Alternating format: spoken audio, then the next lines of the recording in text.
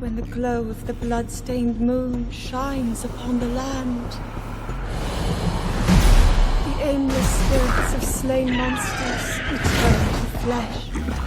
The world is threatened once again. Hey everyone, it's LunArx, and we have right here our first blood moon in Calamity. I don't know what, if anything, is different, but I'm hoping that all of our NPCs make it out alright. Especially the pets. Goliath the cat. You know what? I'm gonna make absolute certain that Goliath stays alive by barricading the doors.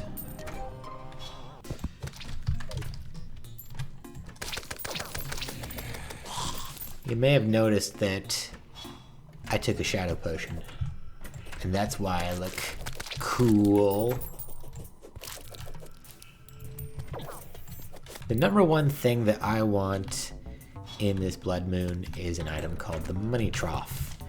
It is a vanilla item, and it essentially lets you take a portable chest with you wherever you go.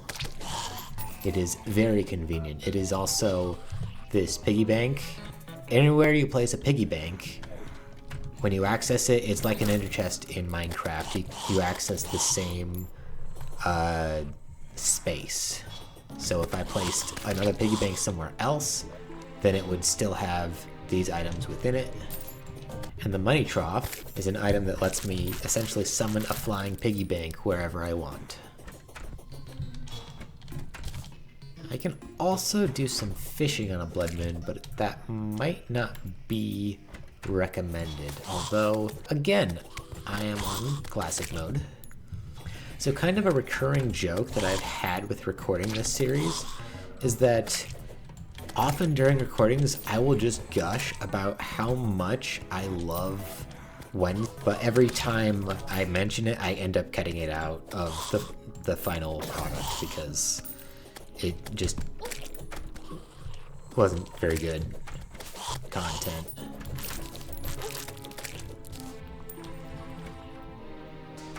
In the interim, I very briefly visited the Abyss again. Stuff there still kills me, but that's why I have some of this stuff. I had Iron Boots, allows you to fall faster while in liquids. That's actually kind of cool. Obviously a nod to The Legend of Zelda: Ocarina of Time. Looks like you can get some other things from those abyssal treasures, including this thing here. I recognize this icon. Hadal Stew, or Hadal Stew, is... yeah, that's a pretty good item there. It's a health regen, mana regen, and also gives you medium improvements to all stats for an hour. Basically, you won't have to worry about buff potions like I apparently have forgotten to do. Or buff food, rather.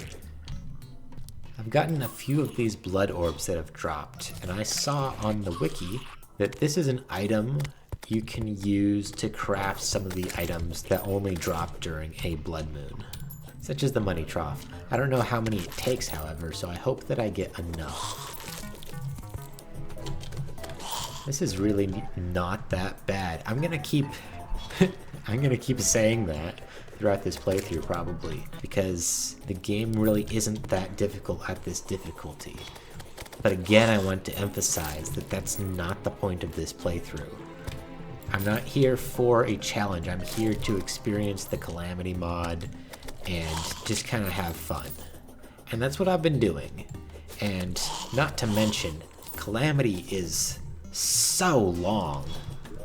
If I want to play through all or even the majority of this mod, I'm going slow as it is. Adhesive bandage, okay. Yeah, that's usually an item that doesn't drop until hard mode. But the item that it dropped from has been this thing, the Rot Dog. That is a Calamity enemy. There's no reason why the item really should be hard mode only. It's just that none of the enemies that typically drop it show up until hard mode. I'm finding myself wanting to talk about a game that I've been playing that I love a lot. However, one of my biggest inspirations as a Let's Player and content creator, and it's kind of crazy that I can say that, is Chugga Conroy, who's a Let's Player who has been making videos since something like 2008.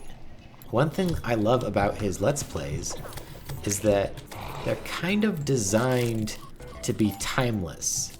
Within the Let's Plays themselves, he never refers to other videos that he's been uploading or events that he's going to or various other things. He always makes sure those are in other videos, separate videos from the Let's Play episodes. The Let's Plays are designed so that there's nothing that dates them. To be fair, I think shows that date themselves with references are kind of underrated in that aspect. And that a lot of people criticize shows that date themselves by referring to current events. But honestly, oh hey, it's morning. Honestly, I always like that aspect when I'm watching old shows. It's kind of like a window into the past. Like when I'm watching The Office and it references some thing. Maybe The Office isn't a great example because I don't actually remember any examples from it. But I've watched many TV shows in my day that have had references to ongoing events or various things, and I think that is something that works in a lot of TV shows. It's not great for some TV shows, but I think it works in a lot of them. 2 feathers, a piggy bank, 15 gold coins. I don't have any feathers yet, so that's something that should go onto my agenda fairly quickly. Do the iron boots go into... There we go, the abyssal diving suit. Where was the thing? Yeah, this is the abyssal diving gear that I referenced in the other episode. But if you add a few other things, including luminite bars, these are dropped by the endgame boss of vanilla Terraria, dropped by the Moon Lord. All these go into the abyssal diving suit, and you can see, I'm not going to read through all of that, but you can see there's a lot that it does. I hope that eventually I'll get to the point where I can make that item, and I can feel really good about myself. Hellfire arrows, interesting. I haven't been down to the underworld yet. I also haven't used a bow yet. So, hey Amidius, do you have anything new to say? No. No. No. No. No. No. No. No. No. No. Thank you, Amidius. I appreciate the bubble, though. Show me what you got. Firestarter. For some reason, I make it my mission in every playthrough of this game to collect all of the Don't Starve Together paintings. I've not even played Don't Starve Together, but I just love the paintings. There's one in particular that is kind of an in-joke with my friends. Anytime it shows up for sale, we gotta buy all of them, spend all of our money to buy this painting as many times as possible. I'm not gonna do that. I'm going to buy at least one. Now I have 2 of these, 2 different paintings. I'm gonna buy at least one of this elusive painting that hopefully I shall find sold by the traveling merchant in this playthrough. Now, the shimmer doesn't exist yet in Calamity, so I don't have any reason to murder you, Riley.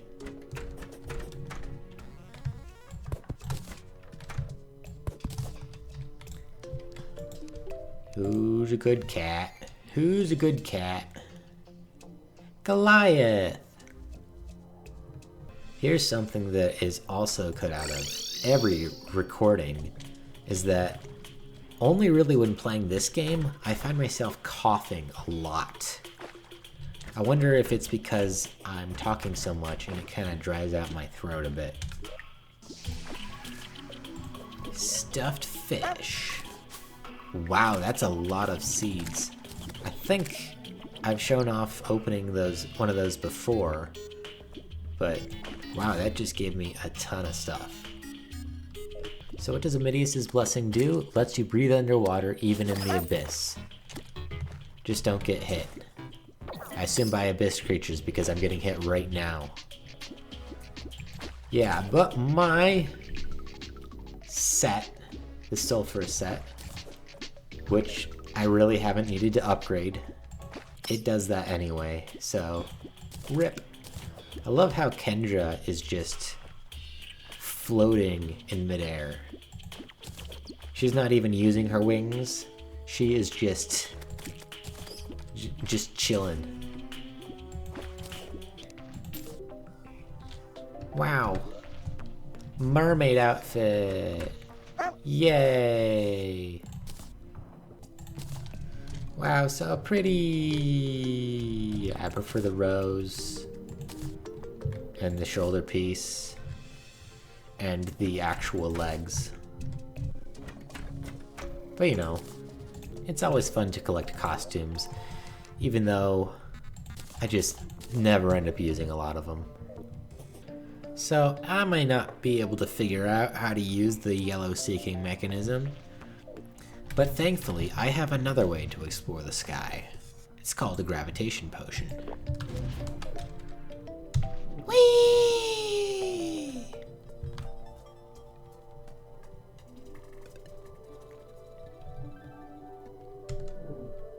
Check this out. Oh, this is actually really cool to have the camping tent right next to the campfire. That's cool generation. Kudos to the Calamity team. These planetoids are not in vanilla.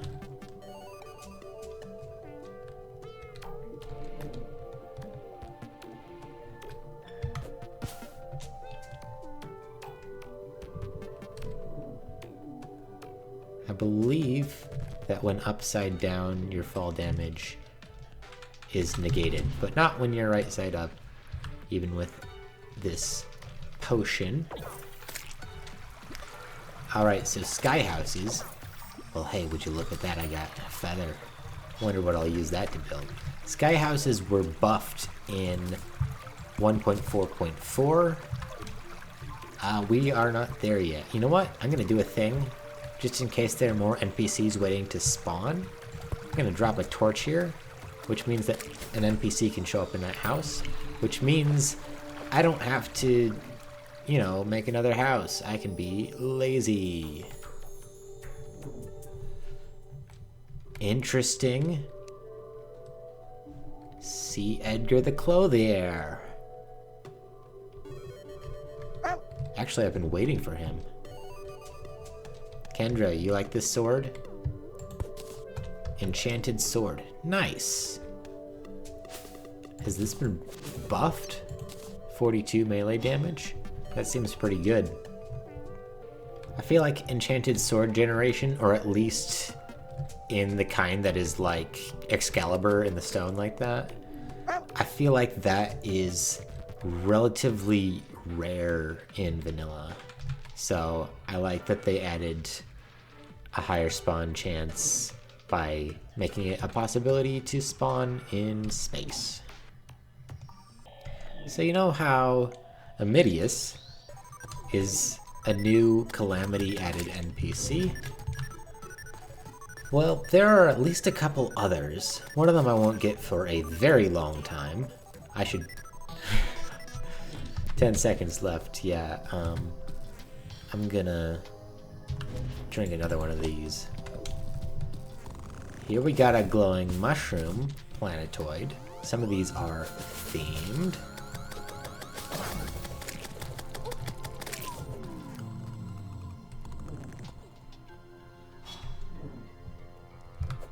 completely forgot what I was talking about. Thank you, glowing mushroom orbs. I really appreciate it. It's so hard to remember what's up and what's down. Ooh, we got a jungle planetoid, and what is this, a mossy one? A mossy planetoid? Okay. I wonder, since this is a Crimson world, I wonder if there are any corrupt planetoids. Ooh. So this is different. Is this like a thundercloud? Or ebon sandstone block? This is corrupt. This is corruption. What are these, though? Is this navy stone?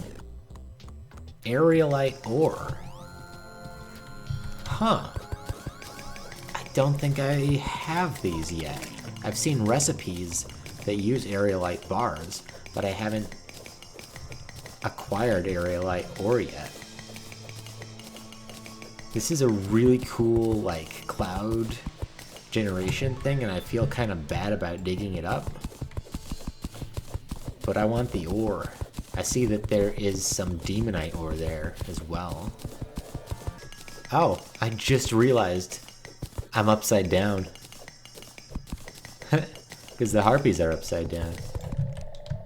That makes the structure of this place make a lot more sense. I'll just go around here.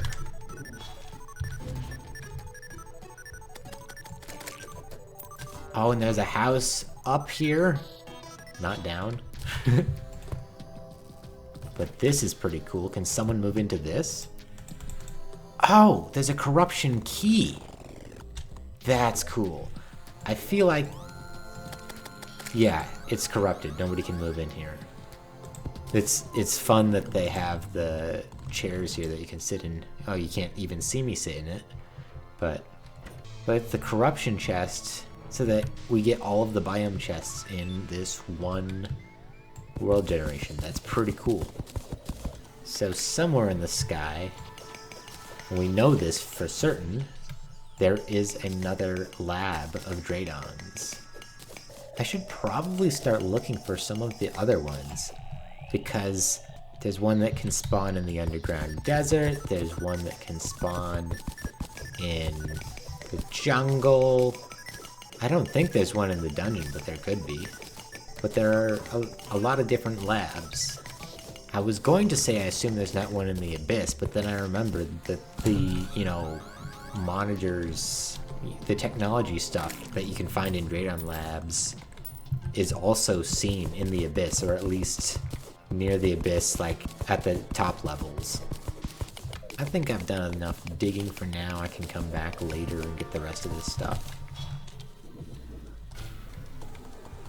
A sun skater.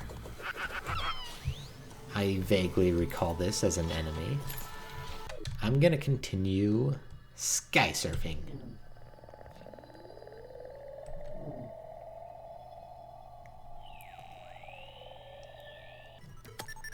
I like how I'm not finding anything.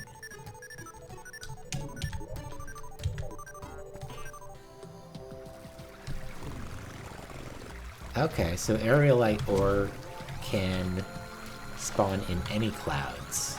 That's good to know. Got another sky house. I remember what I was talking about that one time. 45 minutes ago. Realistically, 5 minutes ago. I got wings. That's pretty good. I might equip them at some point. This is the only type of wings that can show up pre-hard mode, at least in vanilla. I assume in Calamity as well. I was talking about NPCs. There's a Midius. There's one that I won't get for a very, very long time. And there is one that is the Rogue, and I don't remember exactly what the Rogue does. but hopefully I can get them to show up. There might be another one, but I do not recall. Okay. I only have a gold.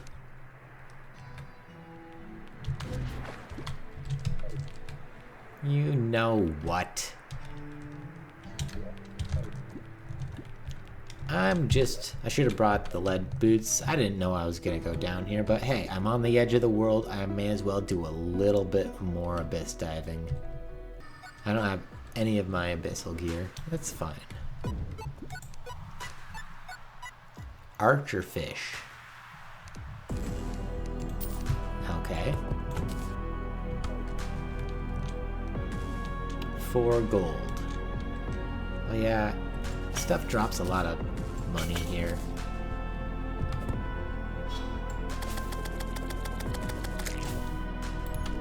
May as well summon my skeleton guy.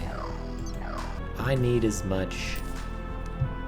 Well, inventory's full. Toxic minnow. No, I don't like this. Oh hey, my health is starting to drain. I need as much attack power as possible. Can I destroy these geyser things? Okay. Okay, full inventory. Again, what is... Voidstone, okay. Sarah the Bandit has arrived. I was wrong. It's a bandit, not a rogue. I just wasn't thinking about it. Ball of fungu. Oh, I thought it was a ball and chain item. That's what it looks like. And I guess it kind of is, but it doesn't function like the other ones. Oh, a luck potion.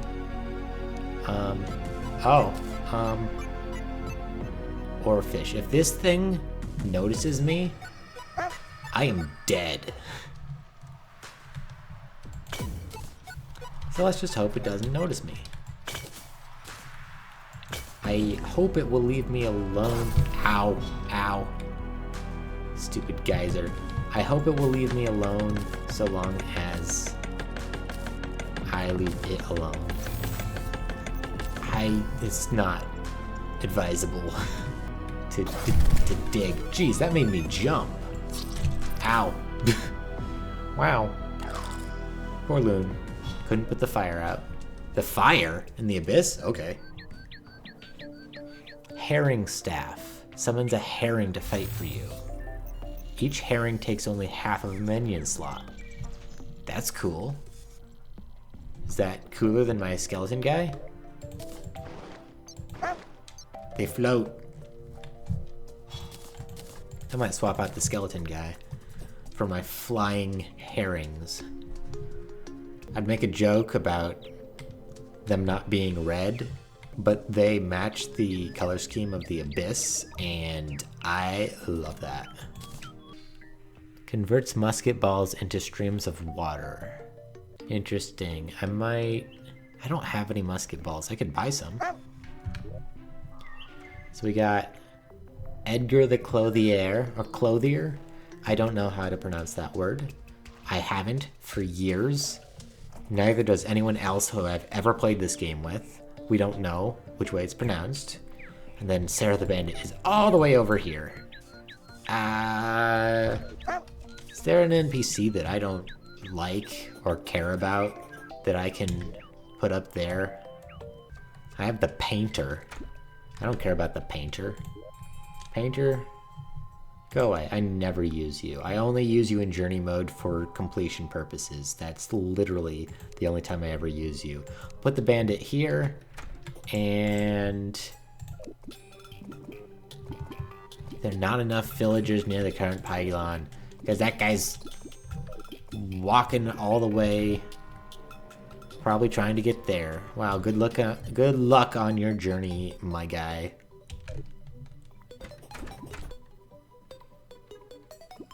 Wow, you're back already? Can you step a little bit closer? Yes, thank you. Oh, I appreciate it, my dude. Oh, is it because you're not assigned to the house? You're He's right there. Ugh, gotta make me do things the slightly less convenient way. There we go, the golfer. I also never use you except in journey mode, because golf in this game is kind of for creativity more than anything. There's no real progression except for getting better stuff for golf. It's cool that it's in the game, but go live in a sky island, please, and I'll bring Edgar down here. Throws a fish that spews homing spikes. Interesting. Enchanted sword goes into Zenith. This is a vanilla item. It looks like they've added something to it, auric bars.